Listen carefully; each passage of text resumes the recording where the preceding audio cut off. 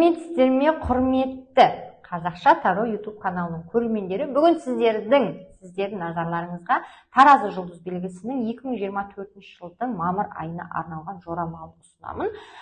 Мамыр айында сіздерді не күтеді, не болады, сол туралы айтатын боламыз. Міндетті түрде каналға тіркеліңіздер, өздеріңіздің пікірлеріңізді қалдырыңыздар. Жеке сұрақтарыңыз болатын болса, WhatsApp нөмірге жазсаңыздар болады. Енді бүгін көріп тұрғандарыңыздай жарқырап мен шықтым. Жалпы басқа форматта түсіріп отырып, сол сіздер жалығып кетпесін деп. Және енді кейбір қателіктер болып жатса, кешіріммен қарауларыңызды сұраймын. Мен жалпы осы Қазақша Таро YouTube каналының авторы боламын. Есімім Айгерім. Сондықтан да давайте бастайық. Сондықтан да деймін, бастаймыз. Бізде Таразы жұлдыз белгісі мамыр айы. Әдеттегідей 5 карта шығады, 5 картада не болатынын қарайтын боламыз. Бірінші карта. Өте керемет карта, Тұрақтылық. Өміріңізде жалпы айда тұрақтылық сақталады. Белгілі бір деңгейде тұрақтылық. Яғни бір үлкен бір өзгерістер болып кетпесе де, әдемі бір сипаттағы дүниелер орын алатын болады. Енді әрі қарай қаншалықты деңгейдегі тұрақтылық екенін көретін боламыз, басқа карталардың шығуына байланысты. Неге? Себебі бұл кейде адамның мысалға белгілі бір деңгейде эмоциональный өте төмен деңгейде жүретін болса, сол эмоциональный төмен деңгей сақталады. Бұл картаның бір қолайсыз жері сол да. Ешқандай бір өзгерістердің болмайтынын көрсетеді. Ал енді көңіл күйіңіз кереметтей болып жүрген болса, яғни айға керемет болып көңіл күймен кірген болсаңыз, онда әдемі көңіл күймен өткізетін боласыз целый айды. Сондықтан да барынша керемет көңілді күйде жүруге тырысыңыз. Бұл картада еще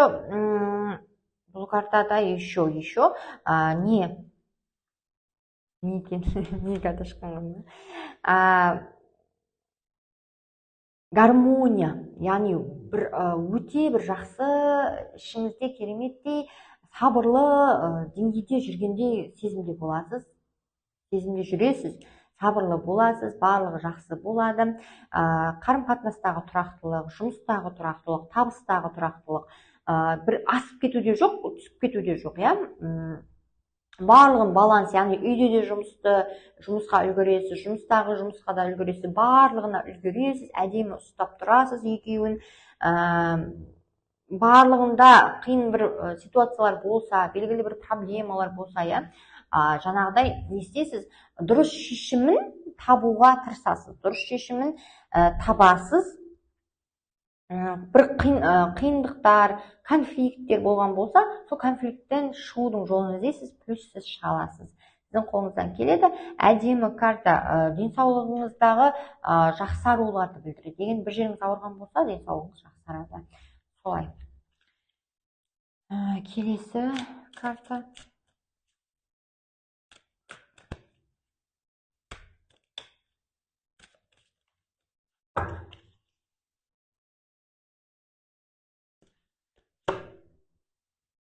Екі карта шығып кетіп жатады. Эмоция.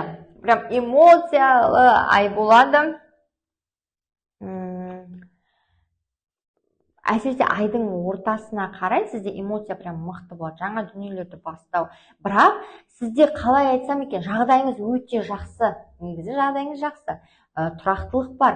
Бірақ сіз өзгерістерді қалап тұрсыз ба, әлде жаңа дүние бастағыңыз келіп тұр ма? Сондай бір эмоцияңыз ішіңізге симей жатыр, энергияңыз ішіңізге симей жатыр, Содан сіз не істейсіз? Өзгеріс қалап шыбырлап тұрасыз да. И ол дұрыс емес, дұрыс. Мүмкін жаңа дүниелер адам не істеу керек? Даму үшін ол жаңа дүниелер болады. Яғни энергияңыз прям мықты болады, энергияңыз тасып тұрады бұл айда, айдың ортасында. Есіңізден шығармаңыз.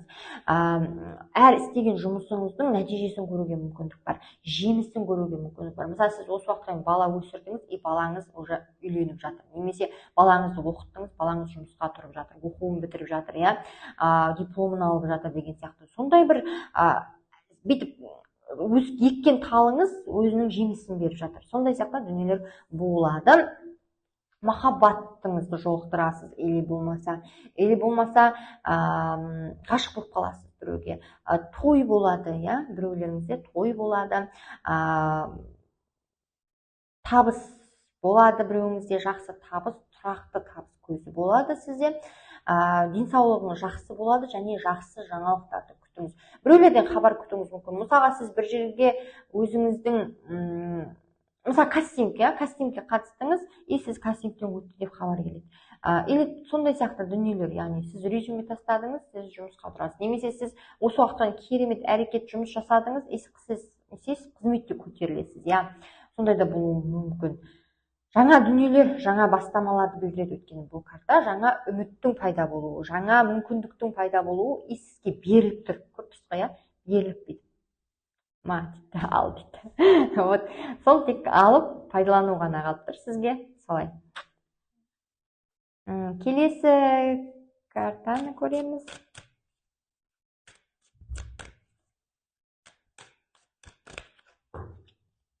Келесі карта. Күшті карта шықты ғой,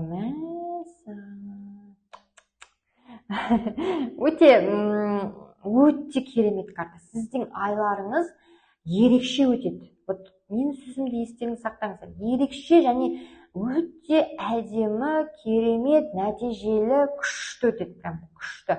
Неге олай айтамын? Себебі сізде бір емес екі негізгі карта шықты тұр, и екеуі де керемет карта шықты тұр. Мынау вообще керемет. Мен вообще жақсы көретін картам. Бұл картада бақыттан басыңыз айналады. Айда бақыттан басыңыз айналады. Сіз то үйленесіз, иә, басы бостар үйленеді, немесе өзіңіздің ғашығыңызды кездестіресіз, өмірлік жарыңызды табасыз, или балаңыз үйленеді, или бақытты болып сондай бір үй аласыз, иә, немесе үй саласыз, салуды бастайсыз мүмкін да біреулеріңіз. Сондай өте жақсы жаққа қарай өзгерістер орын алады.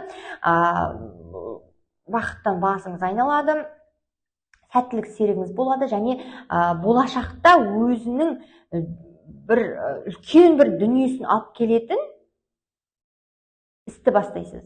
То сіз кәсіп бастайсыз, то үй саласыз, то үй салуды бастайсыз, или депозитке ақша саласыз, ол болашақта сізге не істейді? Керемет өзінің нәтижесін береді. Күтпеген жерден жақсы жаңалықтар болады, жақсы өзгерістер болады.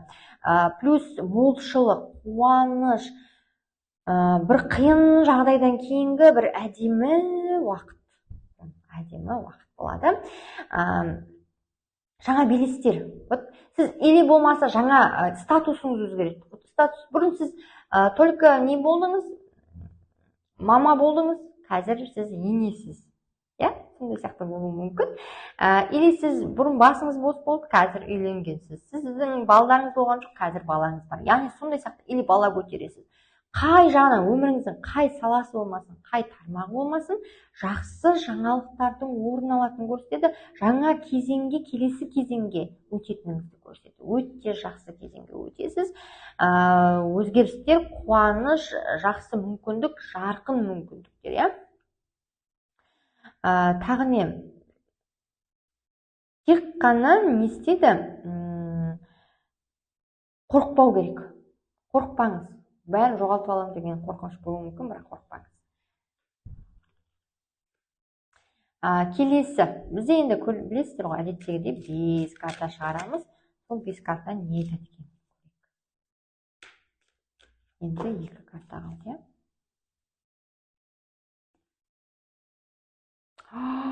Прям сіз деген, ойбай, білмеймін, бүкіл негізі карталарды сіздің жұлдыз белгілеріңіз жинап алып тұрған сияқты ғой.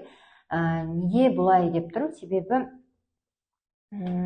бұл карта сізге жол түседі.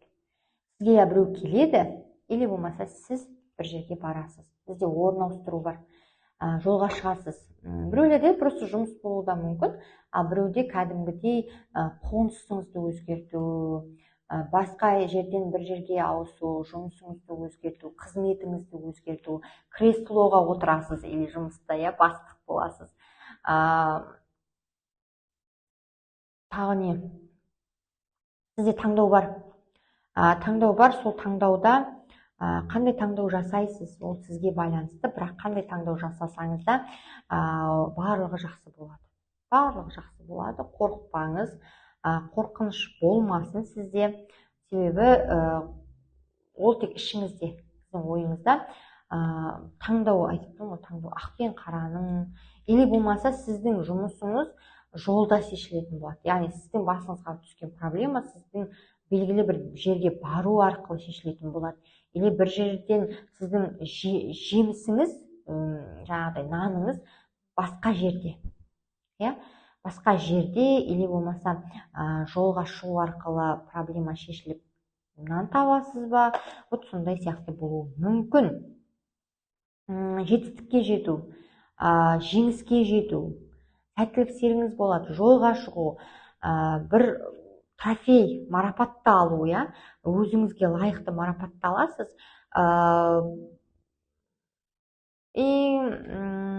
Алдыға жылжыңыз, қорықпаңыз. Ақша келеді, ойламаған жерден ақша келеді, или бұрынғы дүниелеріңіздің ақшасы келеді, яғни бұрынғы еңбегіңіздің, несібеңіз жолда болуы да мүмкін, или ақшаны айналымға саласыз. Ақшаны айналымға саласыз, болашаққа бір дүние құясыз, перспективный бір нәрсеге өзіңіздің ақшаңызды, энергияңызды құятын боласыз. Және денсаулық жағдайыңыз сыр берген болса, денсаулығыңызды қалпына келтіруге мүмкіндік бар. Өте керемет карта, прям өте керемет карта. Прям андай жаңадан жол басталу, жаңадан өмір басталуы мүмкін сізде. Сосын айтатыным, эгоист болмаңыз. Эгоист болмау керек, потому что таразыларда бар ондай қасиет, мойындаңдар. Келесі жұлдыз, осы жерде бәріне келесі жұлдыз белгі деп жатырмын. Келесі 5-ші карта. О боже мой, мен білмеймін енді, мен сізде 4 карта, старший аркан, негізгі аркан. Это получается сіздің өміріңізде бұл айда, маған міндетті түрде жазыңыздаршы, сізде прям андай 180 градусқа өзгеріс болады. 180 градусқа. Прям мықты. Бірақ, вот қараңыз, соны көтере алмай қалуыңыз мүмкін. Көтере алмай қалуыңыз мүмкін деп неге айтамын? Себебі мысалы адамға ақша келеді, келіп жатады. Адам бір сәттен істейді, соны көтере алмайды да, жаман әдеттерін шығара бастайды. Жаман тәуелділіктерге әуестене бастайды. Немесе бір сәтте құмар ойындарға салып жібереді да, жоқ болып қалады, сондай қауіп бар. Карта өте точно шығатын карта, және бұл өте мықты ескерту. Бұл картаға құлақ аспауға болмайды. Сіздер, если мені көріп, тыңдап, уже осы уақыттан жорамамды көріп, біліп жүрген болсаңыздар, бұл картаға құлақ асыңыздар деп мен сіздерге ескерту айтамын. Неге? Потому что бұл карта белгі сізге беріп тұрған. Сізді сақтандырғысы келеді. Жолыңыздағы кедергілерден сақ болыңыз. Өзіңіздің басыңыздағы тәуелділіктен сақ болыңыз. Және или болмаса сіздің жақыныңызда мықты дұрыс емес тәуелділік бар. Вот сол адам сол тәуелділігі арқылы, жаман әдеті арқылы сізге зиян тигізуі мүмкін, немесе сізге уайым әкелуі мүмкін, сізді бір тығырыққа тіреуі мүмкін, немесе дұрыс емес жолға түсіп кетуі мүмкін, или болмаса бір қиыншылыққа тап болуы мүмкін. Енді Құдай сақтасын, мен ондай точно болады деп айтпаймын, бірақ бәрін сақтап жүріңіз. Прям қарап, қадағалап, өзіңізге де қарап, денсаулығыңызға қарап, тіпті бұл кейде өзге адамдардың көре алмаушылығын да білдіреді, тіл, көз дегенді де білдіреді. Енді бізде енді сондай қазақтарда ондай нәрсе бар ғой, жалпы тіл, көз деген сияқты. Сондайдан да сақ болыңыз, үнемі сақтанып жүріңіз. Сосын өзіңіздің идеяларыңызбен, мүмкіндіктеріңізбен, жетістіктеріңізбен тым болмаса осы айда ешкіммен бөліспеуге тырысыңыз. Хорошо? Көрсетпеуге тырысыңыз, потому что резко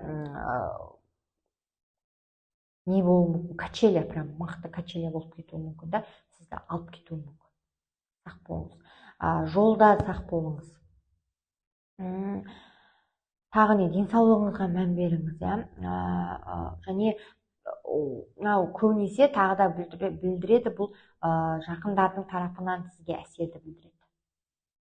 Мысалға, сіздің жақындарыңыздың әсерінен сіздің көңіл күйіңіз түсе ма, сондай болады. Сосын жаман қасиет деп нені айтамын? Мынау жерде еще адамның құмар ойынға салыну, ішімдікке салыну, и плюс неге? Сіздің отбасыңыз бар, мысалға, керемет, бірақ сізге сырттан адамның араласуы мүмкін өмірлеріңізге. Сондайды білдіреді. Өте мұқият болыңыз, өте мұқият. Жаңағы жылтырлағанның барлығы алтын емес, сондықтан да жылтырлаған нәрсеге, күлген нәрсенің бәріне жүгіре беруге, жабыса беруге болмайды. Мен айтқанымды тыңдаңыз. Белгілі бір дүниелер аяқталады, әрине, бірақ жақсы аяқталуы ол сізге байланысты. Міне осындай сіздердің айлық жорамалдарыңыз өте прям қалай болатыны маған қызық, прям сіздердің айларыңыз ше. Өйткені ужас мықты андай. Жаман емес, енді ужас деген жаман емес, но андай прям андай ауыр карталар шықты да. Сіз қаншалық деңгейде бұл айды көтересіз. Мықтылығыңыз керек бұл айда. Солай. Ал міне осындай достар, жорамалдарыңыз міндетті түрде каналға тіркеліңіздер. Жеке сұрақтарыңыз болса WhatsApp нөмірге жазсаңыздар.